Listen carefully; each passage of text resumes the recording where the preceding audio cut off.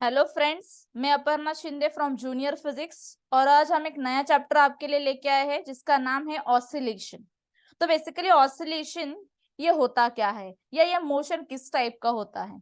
बच्चों, अगर कोई चीज आगे पीछे ऐसा मूव हो रही है, फॉर एग्जांपल देखो कोई चीज आगे या पीछे, आगे पीछे इस तरह मूव हो रही है, जिसको हम आपके साइंटिफिक लैंग्वेज में कह सकते हैं if the object is moving in to and fro motion, तो इसको हम ऑसिलेशन कह सकते हैं। अगर वो ऊपर नीचे ऐसा मूव हो रही है, that is up and down, तो इसको भी हम ऑसिलेशन कह सकते हैं। इसका मतलब इसी को ही हम सिंपल हार्मोनिक मोशन कहते हैं बच्चों, जिसको हम शॉर्ट फॉर्म में लिखते हैं SHM। इसी को हम कहते हैं सिंपल हार्मोनिक मोशन। लेकिन अगर आपने देखा होगा, अगर मैंने इस मोशन की बात की जो है टू एंड फ्रो, ये हो रहा है एक हॉरिजॉन्टल डायरेक्शन में, मतलब अलोंग द एक्स एक्सिस में कह सकती हूँ। तो ये एक स्ट्रेट लाइन में हो रहा है बच्चों, स्ट्रेट लाइन में ये आगे या पीछे हो रहा है, इसलिए हम इसको कहते हैं linear simple harmonic motion. Linear का मीनिंग होता है स्ट्रेट लाइन मोशन, तो इसको हम कह सकते हैं लीनियर सिंपल हार्मोनिक मोशन। यहाँ पे भी इस केस में आप देख सकते हो ऊपर नीचे मैंने कहा था, लेकिन ये अलोंग द वाई एक्सिस हो रहा है, मतलब स्ट्रेट लाइन हो रहा है, तो इसको भी हम कह सकते हैं लीनियर सिंपल हार्मोनिक मोशन। तो इसी मोशन को और अच्छी तरीके से समझने के लिए हम एक एग्जांपल लेंगे जो कि है spring mass oscillator. It is a part of your syllabus बच्चों, and even it is useful by a practical point of view. जो महाराष्ट्र स्टेट बोर्ड से बिलोंग करते हैं उनके लिए इसका एक प्रैक्टिकल भी है, which is the first practical, that is spring mass oscillator. So बिना टाइम गवाए हम इसका एग्जाम्पल समझ लेते हैं बच्चों।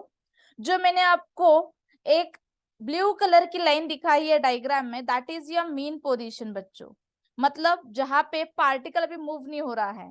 तो अभी आप देख सकते हो मैंने एक स्प्रिंग कंसिडर की है, एक स्प्रिंग है, मैं आपको स्पॉटलाइट में दिखाती हूँ। ये आपकी स्प्रिंग है बच्चों, ये वाली, और ये जो है ये आपका ब्लॉक है जो स्प्रिंग के एंड को टाई किया है, जिसका मास है स्मॉल m। तो एक स्प्रिंग ली है जिसको मैंने लास्ट में एक मास अटैच किया है या ब्लॉक अटैच किया है जिसका मास है स्मॉल m। अब अगर फिगर बी में आप देखोगे बच्चों, तो ये स्प्रिंग रिलैक्स है, अभी कुछ मैंने इसको खींचा नहीं है या कॉम्प्रेस किया नहीं है, मतलब इसको स्ट्रेच भी नहीं किया है, इसको कॉम्प्रेस भी नहीं किया है, मतलब इसको खींचा भी नहीं है और दबाया भी नहीं है।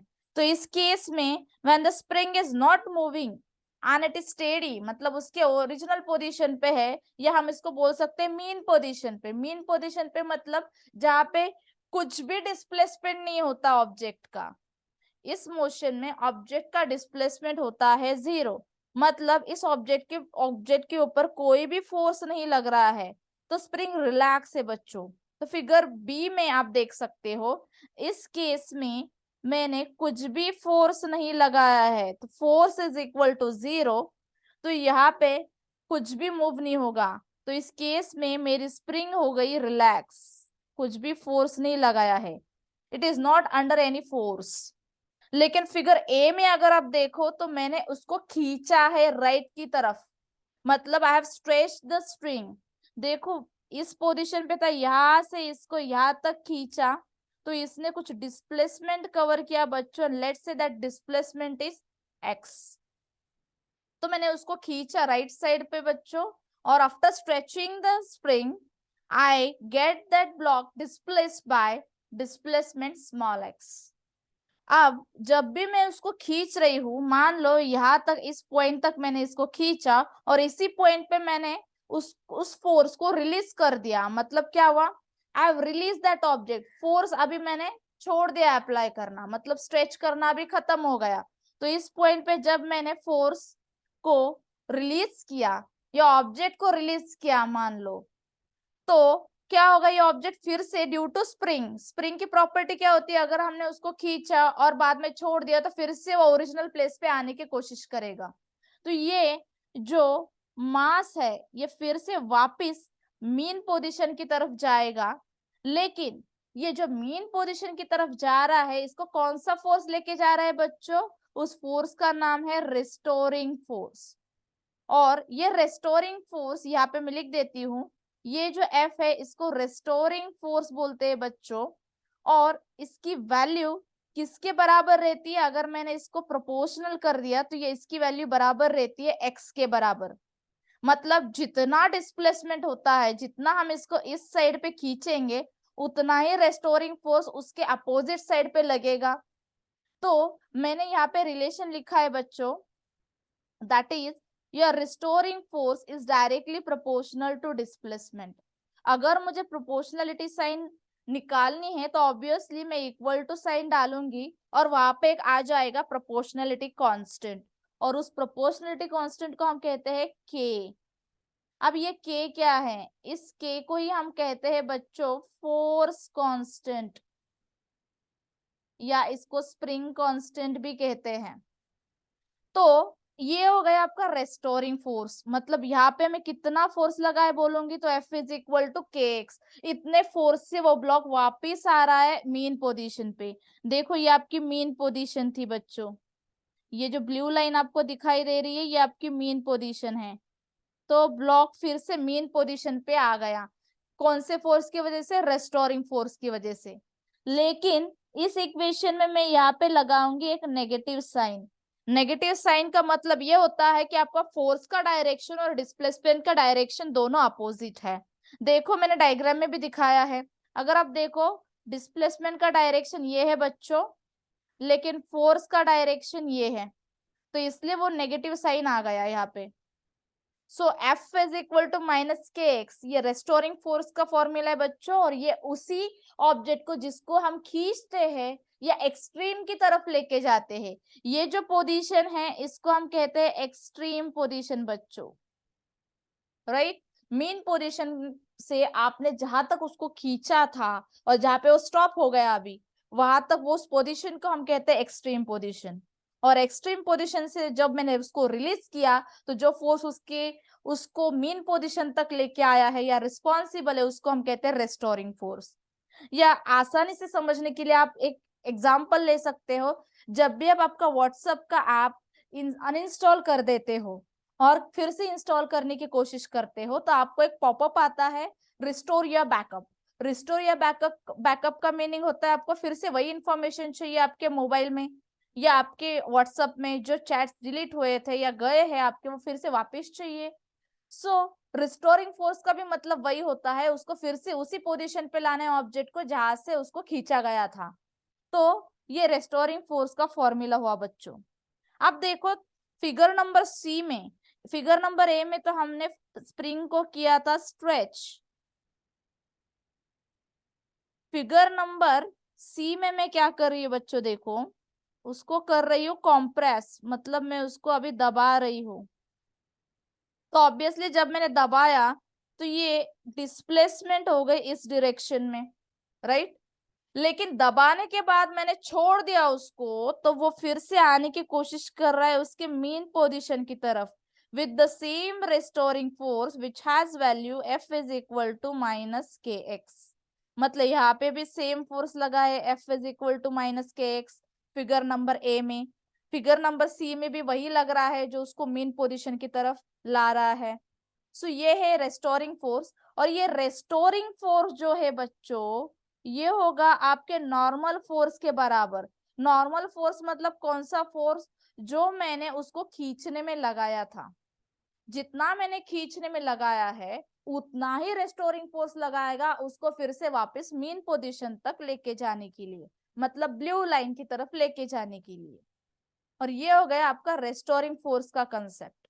अब अगर नॉर्मल अपना न्यूटन सेकेंड लॉ से अगर हम फोर्स का फॉर्मूला देखें तो नॉर्मल फोर्स का फॉर्मूला आता है F is equal to m into a. लेकिन अगर मुझे a निकालना है दैट इज एक्सेलरेशन, तो फॉर्मूला बन जाएगा F अपॉन m।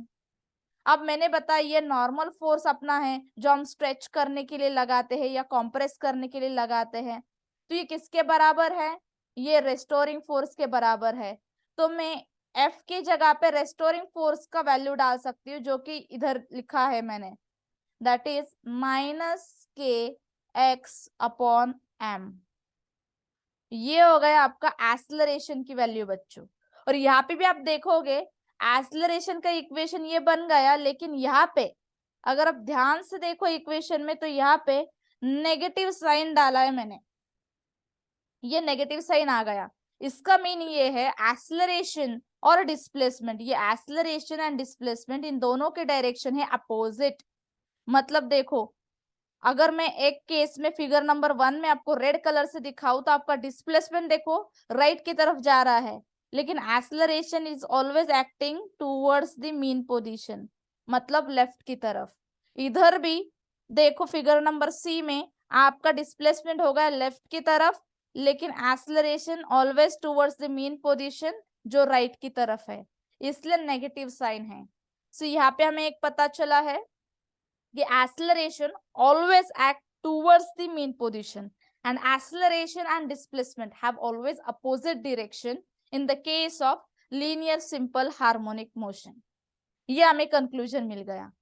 दूसरा कंक्लूजन देखो बच्चों, हम यहाँ पे मैं लिख रही हूँ, अभी ध्यान से देखो फिगर नंबर 1 में जब मैंने उसको स्ट्रेच किया था और वो एक्सट्रीम पे आ गया था, मतलब इस पॉइंट पे आ गया था, तो इधर से जब मैंने उसको छोड़ा, मान लो जब अभी एक्सट्रीम पे है, तो एक्सट्रीम पे मतलब इस एकदम लास्ट के पॉइंट पे है, तो उसका स्पीड हो जाएगा 0। जैसे मैंने उसको छोड़ दिया, रिलीज कर दिया, object will try to move towards the mean position, मतलब इधर मूव होने की कोशिश करेगा, तब उसका स्पीड धीरे धीरे बढ़ता जाएगा, राइट। और सबसे मैक्सिमम स्पीड बच्चों उसका हो जाएगा मीन पोजीशन पे।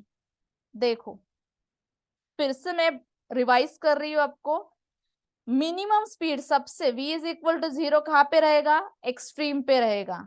जैसे मैंने उसको वहां से रिलीज कर दिया और वो मूव होने लगा मीन की तरफ, तो उसका स्पीड ऑटोमेटिकली इंक्रीज होते जाएगा। So speed that is v will start, और आई कैन से स्टार्ट से अच्छा हम लिख सकते हैं गोज ऑन इंक्रीजिंग, तो यहाँ पे मैं लिख सकती हूँ goes on increasing towards mean position बच्चों। मतलब सबसे maximum speed v maximum is eight which position, mean position. कोई भी केस हो बच्चों, फिगर नंबर ए हो या फिगर नंबर सी हो, सबसे मैक्सिमम स्पीड तो हमें मिलेगा मीन पोजीशन पे ही। तो अगर मैंने सबसे मैक्सिमम स्पीड मीन पोजीशन पे बोला है, तो in the terms of kinetic energy, kinetic energy का फॉर्मूला हमें पता है बच्चों, kinetic energy is given by half M V square. देखो v अगर मैक्सिमम हो तो काइनेटिक एनर्जी मैक्सिमम होगी, because they are directly proportional, right. तो मैंने कहा है मीन पोजीशन पे सबसे मैक्सिमम v होता है, दैट इज मैक्सिमम स्पीड होता है, मतलब काइनेटिक एनर्जी भी सबसे मैक्सिमम होगी किस पोजीशन पे, मीन पोजीशन पे। ये हमें समझ लेना है बच्चों, ये थोड़े कंक्लूजन है जो हमने इस एग्जाम्पल से सीखे हैं, या generally simple linear simple harmonic motion में होता है। तो सबसे मिनिमम काइनेटिक एनर्जी कहाँ पे रहेगी बच्चों, ऑलवेज एट एक्सट्रीम पोजीशन। ये थोड़ा हमें इसके कंक्लूजन्स को याद रखना है, by exam point of view, by MCQ point of view and by entrance point of view. तो ये पूरा हमने कंक्लूजन निकाला बच्चों from one example, that is spring mass oscillator.